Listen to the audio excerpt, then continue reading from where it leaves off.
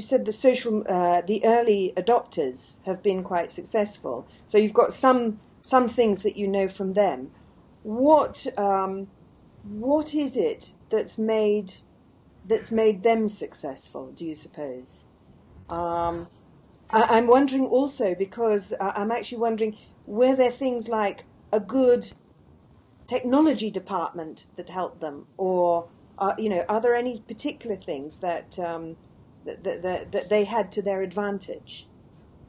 Well, I'll tell you the story of the Humane Society of the U.S., which is an organization dedicated to protecting animals. I'm sure there may be something similar in Europe, in Portugal, but they protect animals in the U.S. from mistreatment, and they have branches all over the U.S. Now, they were early adopters of social media.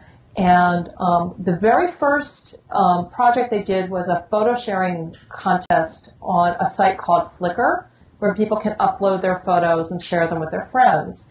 And they wanted to do a contest where people share pictures of their dogs to protest unfair treatment by a fast food company here in the U.S.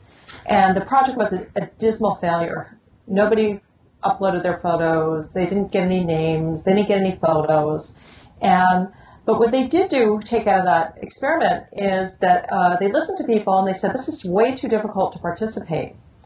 So they didn't stop doing social media. What they did is they said, we have to make it as simple and easy as possible for people to participate. So their next campaign did just that. And it was a campaign to bring attention to mistreatment of seals in Canada and in the U.S., and they created a very easy way for people to actually caption existing photos of seals, and they got 3,000 people to participate.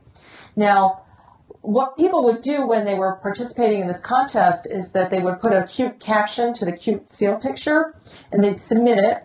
And then they would be brought over to all the advocacy and action information about what they could do to prevent mistreatment of seals. So they looked at that as a big success because they added something like 3,000 names to their mailing list, and they got something like 5,000 people to read the information and to contact legislators. So in their next experiment, what they decided to do, and this is over the course of 3 years, is they set up a photo contest on Facebook, which is a social network, to honor something called Spay Day, where you could actually upload a picture of your dog or cat, and the winner would receive a prize, or else you could upload your picture of your dog or cat and then use the resulting little webpage to do some fundraising. So you could ask your friends to support the Humane Society, or have your dog ask your friends to support the Humane Society. And that was an amazing success. They raised over $600,000 US dollars. So what they had that made them successful was this ability to reiterate an experiment and to understood what worked and what didn't, and refine what they were doing over time. Mm-hmm. So they probably couldn't have started right away and seen dollar results, but over the 3 years, they're now able to. Mm-hmm.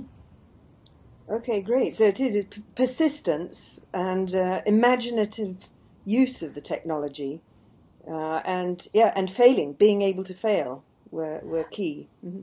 Fail, and I like to describe it as listen, learn, and adapt.